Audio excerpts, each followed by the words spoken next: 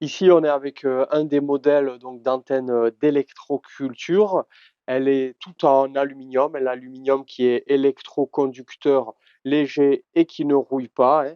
Alors ce modèle optimisé, il est là pour fonctionner en lien avec l'électromagnétisme de la nature, hein. Vous voyez déjà ici, j'ai mis un système de fixation, eh ben, pour que ça tienne, hein. Et puis le système de fixation, il est isolé de l'antenne, hein, pour pas que le jus se perdent contre le système de fixation. Ici, on a tout simplement un autre système pour y mettre le fil, hein, le fil qu'on ira connecter à notre planche de culture, à ce qu'on veut. Et puis là, on sert avec une vis ici qui est censée être inoxydable, c'est du bon matériel en fait, hein. C'est pas juste une vis avec un revêtement zingué.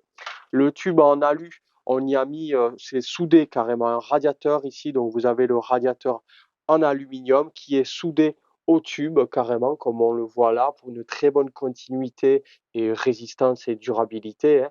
La vis au préalable que je vous montrais tout à l'heure, elle transperce tout le tube, ce qui fait que c'est gaillard, c'est résistant, on peut visser à la clé ici directement. Les aimants ferrites sont disposés sur une tige aussi, une tige en acier, c'est du très bon acier. En plus, j'ai mis une petite morceau de peinture en zingage en plus par-dessus où il y a la découpe, avec une pointe pour favoriser l'effet de pointe. Le radiateur, j'y reviens, il est en connexion avec l'atmosphère, hein, pour réceptionner les gouttes d'eau, hein, et favoriser les échanges d'électrons entre les gouttes d'eau de l'atmosphère, notre antenne et les parcelles de culture ou autres, avec quoi on connecte. Et puis, un système de brins, multi-brins en hauteur, avec une hauteur classique et une hauteur plus, plus haute, c'est le cas de le dire, hein. Là, on aura des brins qui vont bouger au vent, voilà, plus souples, hein, qui vont bouger au vent. Et là, d'autres brins, il faudra tout ouvrir, hein, bien sûr.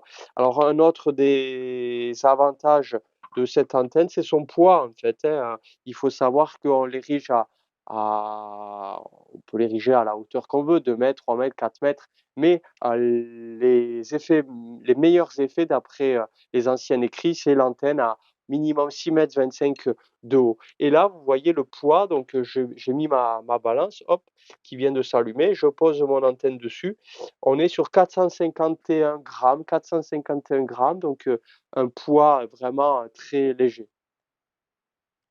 Actuellement, ces antennes, je les mets en haut de mâts, donc c'est des mâts de drapeau, vous voyez, en aluminium ici, qui sont légers, résistants, et l'antenne est fixée en haut et ici à 6,50 m de haut, et l'autre mât là-bas qui tutoie les 12 mètres. Voilà, c'est en cours de développement ici. Merci, au revoir.